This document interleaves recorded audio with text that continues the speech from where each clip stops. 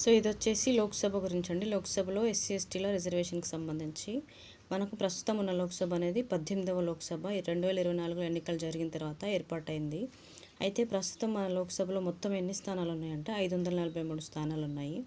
అయితే ఆర్టికల్ 330 ప్రకారం ఎస్సీ ఎస్టీలకు కేటాయించినవి ఎన్ని అంటే ఎస్సీలకు 84 సీట్లు కేటాయించారు. అట్లాగే ఎస్టీలకు కేటాయించినవి ఎన్ని అంటే 47 సీట్లు.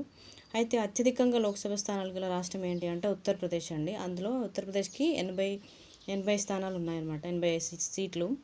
అయితే మరి అత్యల్ప లోక్సభ స్థానాలు కలిగిన రాష్ట్రాలు ఏంటి అంటే మిజోరాము, నాగాల్యాండ్, సిక్కిం. ఈ రాష్ట్రాలకి ఒక్కో రాష్ట్రానికి ఒక్కొక్క లోక్సభ స్థానం మాత్రమే కేటాయించారు. అట్లాగే తెలంగాణలో మొత్తం లోక్సభ స్థానాలు ఎన్ని అంటే 17 లోక్సభ స్థానాలు ఉన్నాయి. అందులో ఎస్సీలకు కేటాయించినవి ఎన్ని అంటే 3. అవి పెద్దపల్లి, నాగర్ కర్నూలు, వరంగల్. అలాగే ఎస్టీలకు కేటాయించినవి ఎన్ని అంటే 2 సీట్లు.